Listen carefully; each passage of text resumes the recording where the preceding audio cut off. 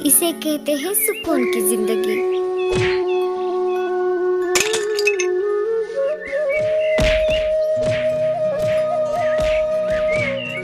जंगल में पंछी आपस में बातचीत कर रहे थे। इस साल तो पिछले साल से भी ज्यादा गर्मी है। हाँ बहन, इस साल तो बहुत ज्यादा गर्मी है। हम पंछियों का जीना ही मुश्किल हो गया है। इंसानों ने कहीं पर भी जंगल नहीं छोड़े। साल दर साल जंगल नष्ट हो रहे हैं। इस वजह से बारिश कम हो रही है और बारिश के कम होने की वजह से गर्मी भी ज्यादा बढ़ गई है। दोनों में बातचीत चल ही रही थी, तभी वहां पर मीनू मौसी आ जाती है। सारे यहाँ पर क्यों इकट्ठा हुए हो? कोई मीटिंग चल रही है क्या? मुझे तो किसी ने नहीं बुलाया। अरे नहीं नहीं मौसी, यहाँ पर कोई भी मीटिंग नहीं चल रही। हम सब तो इस साल के जानलेवा गर्मी के बारे में ही बात कर रहे थे। हाँ हाँ, इस साल तो बहुत ही ज्यादा गर्मी है। लेकिन सिर्फ बातचीत करने से क्या होगा? हमें इस पर कुछ उपाय निकालना पड़ेगा। बारिश के मौसम में हम सब ने मिलकर जो पानी बचाओ अभियान शुरू किया था, उस वजह से जंगल के तालाब में बहुत सारा पानी जमा हुआ है। इसीलिए हमें इस साल पानी की कोई समस्या नहीं है। अगर परेशानी पानी की नहीं है तो कौन सी है? बारिश के मौसम में अभियान के चक्कर में हमने हमारे घोंसलों की तरफ ध्यान ही नहीं दिया। इस वजह से गर्मी के मौसम में हमें घोंसलों में बहुत गर्मी हो रही है। हम उसी विषय पर चर्चा कर रहे थे मीनू मौसी। इस बार तो मैं मेरा घोंसला बड़ी बड़ी लकड़ियों से बनाने वाली हूँ। चलो मैं अब चलती हूँ, मुझे बहुत सारे काम हैं। 2-3 दिन ऐसे ही गुजर जाते हैं। मीनू मौसी अपने मेहनत और लगन से एक बहुत सुंदर घोंसला बनाती है। मीनू मौसी आते जाते पंछियों को कह रही थी, देखो मेरा घोंसला कितना सुंदर बना है। मैं बूढ़ी हूँ, फिर भी देखो मेरा घोंसला कितना सुंदर लग रहा है। तभी कालू कौवा वहां पर आ जाता है। मीनू मौसी ने कालू कौवे को भी नहीं छोड़ा। क्यों रे आलसी कौवे, आ गया जंगल घूमकर? वैसे भी तुझे दूसरा कुछ आता भी नहीं। देख मैंने कितना सुंदर घोंसला बनाया है। अब इस बार मुझे गर्मी की कोई समस्या नहीं होगी। मीनू मौसी ने बिना वजह ही कालू कौवे को डांट लगाई थी। कालू को गुस्सा आ गया और उसने ठान लिया, ऐसा घोंसला बनाऊंगा कि सब देखते ही रह जाएंगे। कालू वहां से चला जाता है। उड़ते उड़ते कालू कौवा परदेसी पंछी के पास आ जाता है। परदेसी पंछी मिट्टी का व्यापारी था। अरे कालू, आज इधर कैसे? जी मुझे थोड़ी मिट्टी चाहिए थी। मिट्टी तो मैं दे दूंगा, लेकिन तुम्हें पता है मैं एक व्यापारी हूँ। मैं उधार का व्यापार नहीं करता। मुझे मिट्टी के बदले तुम्हें कुछ ना कुछ तो देना ही पड़ेगा। जी भाई साहब, मैं मिट्टी के बदले आपको अनाज दूंगा। देख लो कालू, अभी तो तुम बोल रहे हो, बाद में पलटना मत। अरे नहीं नहीं भाई साहब, जितनी जल्द हो सके मैं आपको अनाज ला कर दूंगा। परदेसी पंछी कालू को मिट्टी दे देता है। कालू मिट्टी लेकर झरने के पास वाले पेड़ पर आ जाता है। अरे वाह, ये जगह तो बहुत ही बढ़िया है। मैं यहीं पर अपना मिट्टी का घर बनाऊंगा। झरना भी पास है और मुझे पानी लाने में आसानी होगी। दिन रात एक करके कालू मिट्टी से एक मटका घर बना देता है। कालू अपना मिट्टी का घर ठंडा रखने के लिए झरने से पानी लाकर उस पर डाल रहा था। अरे वाह, देखते देखते तो मेरा घर बहुत ही अच्छा बन गया। मेरे जैसा घर जंगल में किसी के पास नहीं होगा। चलो अब मैं थक गया हूँ, थोड़ा आराम कर लेता हूँ। ऐसा कहकर कालू अपने मटका घर में आराम करने के लिए चला जाता है। इधर मीनू मौसी अपने घोंसले से बहुत ज्यादा परेशान हो रही थी। हाय रे ये गर्मी, मैंने इतनी मेहनत से एक घर बनाया लेकिन कुछ फायदा नहीं हुआ। गर्मी तो वैसे की वैसे ही है। चलो मैं अब बाहर जाकर थोड़ा अनाज ले आती हूँ, बाद में बहुत धूप हो जाएगी। मीनू मौसी अनाज लाने के लिए अपने घोंसले से निकल पड़ती है। जैसे ही वो झरने के पास आ जाती है, उसे कालू कौवे का मटका घर दिखाई देता है। अरे वाह, ये घर तो कितना अच्छा है। इस आलसी कौवे ने तो कमाल ही कर दिया। मीनू कालू के घर के पास आ जाती है। अरे कालू, तुमने कितना सुंदर घर बनाया है। क्या मुझे भी ऐसा घर बना के दोगे? ऐसा घोंसला बनाना आसान काम नहीं है मौसी। मैंने मेरे मेहनत से ये मटका घर बनाया है। इसमें बहुत मेहनत लगती है। मैं समय समय पर इस पर झरने का पानी डालता हूँ, तब जाकर कहीं ये घर ठंडा रहता है। मीनू कालू कौवे का घर देखकर बहुत जल रही थी। मुझे कैसे भी करके इसके घर को हथियाना पड़ेगा। मैं देखती हूँ तुझे कालू। देख लेना, मैं कैसे भी करके इस घर पर कब्जा कर ही लूंगी। मीनू मौसी पेट में दर्द होने का नाटक शुरू करती है। ओए माँ, मर गई रे। ये अचानक मेरे पेट में दर्द क्यों हो रहा है? क्या हुआ मीनू मौसी, आप ठीक तो है ना? मेरे पेट में बहुत दर्द कर रहा है कालू। शायद ये गर्मी की वजह से हो रहा है।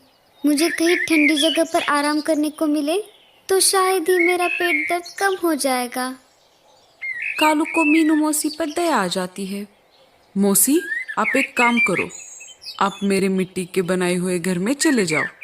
वहाँ पर आराम करो, आपको थोड़ी राहत मिलेगी। तुम्हारा बहुत बहुत शुक्रिया कालू। मैं तो घर से अनाज लाने के लिए निकली थी। लगता है अब मुझे भूखे पेट ही सोना पड़ेगा। आप चिंता मत कीजिए मीनू मौसी, मैं आपके लिए अनाज लाता हूँ। मैं मेरा अनाज लाने के लिए बाहर जा रहा हूँ। आते आते तुम्हारा भी लेकर आऊँगा। कालू मीनू मौसी को अपने घर में छोड़कर जंगल में अनाज लाने के लिए निकल पड़ता है। रात हो गई। मीनू मौसी अभी भी कालू के घर में मजे से आराम फरमा रही थी। इसे कहते हैं सुकून की जिंदगी। मुझे तो बना बनाया ही घर मिल गया, और वो भी इतना ठंडा। कालू अनाज लेकर अपने घर की तरफ लौट रहा था। तभी परदेसी पंछी ने उसका रास्ता रोक लिया। क्यों कालू, कहाँ जा रहे हो इतनी रात को? तुमने मिट्टी के बदले अनाज देने का वादा किया था, क्या तुम भूल गए? अरे बाप रे, मैं तो इसके बारे में भूल ही गया था। अभी के लिए मुझे इसे संभालना होगा, बाकी का बाद में देख लेंगे। अरे नहीं नहीं भाई साहब, मैं तो आपके ही कामों में लगा रहता हूँ। अभी के लिए आप ये अनाज ले लो, बाकी का मैं कल दोपहर तक जमा कर दूंगा। ठीक है कालू, अगर कल दोपहर तक तुम अनाज लेकर नहीं आए तो तुम जानते ही हो मैं आगे क्या कर सकता हूँ।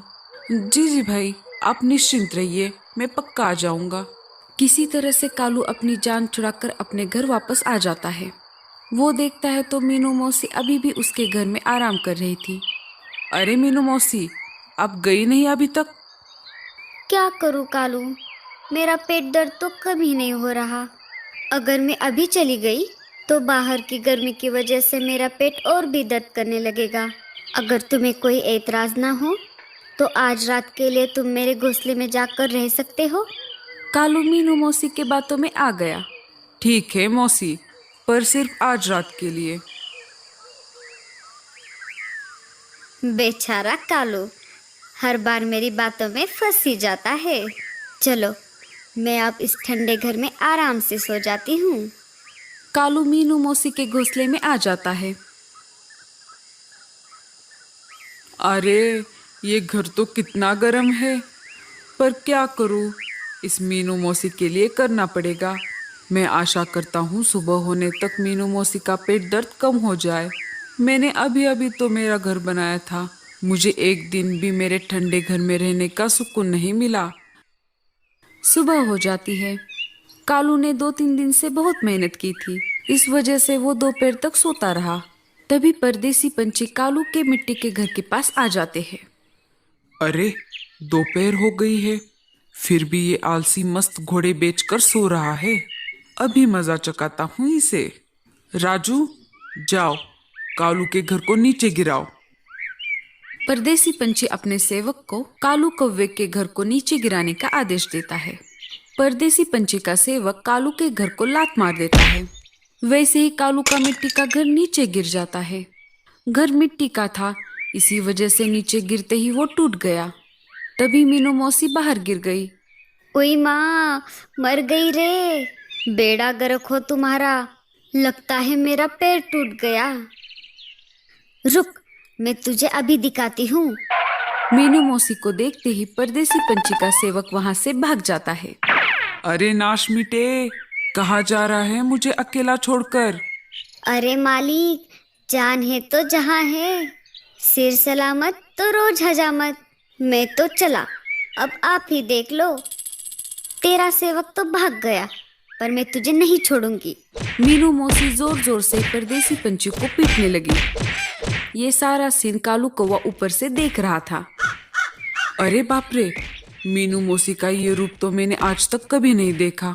मुझे जाकर परदेसी पंछी को बचाना होगा। अरे कलमुहे, तू मुझे मारना चाहता था? मुझे, मीनू मौसी को? हाँ, अरे मीनू मौसी, मुझे छोड़ दो। मुझे लगा इस घर में कालू कौवा है। मुझे तो उसको सबक सिखाना था। मुझे क्या पता उसमें आप थी। तभी वहां पर कालू कौवा आ जाता है। अरे मौसी, उसे छोड़ दो, उसकी कोई गलती नहीं है। मैंने ये घर बनाने के लिए इसी परदेसी पंछी से मिट्टी ली है और इसके बदले मैंने इसे अनाज देने का वादा किया था। आज दोपहर तक मुझे इसको अनाज देना था, लेकिन मैं दे नहीं पाया। इस वजह से इसने मेरा घर तोड़ दिया। अब तो ये मेरे हाथों से और मार खाएगा। क्यों रे परदेसी पंछी, ये जंगल क्या तेरे बाप का है जो तू मिट्टी बेच रहा है? अब तो तुझे हम दोनों को मिट्टी का घर बना के देना होगा। हाँ हाँ मीनू मौसी, मैं आपको भी घर बना के दूंगा और सारे पंछियों को मुफ्त में मिट्टी बांट दूंगा। अब तो मुझे छोड़ दो।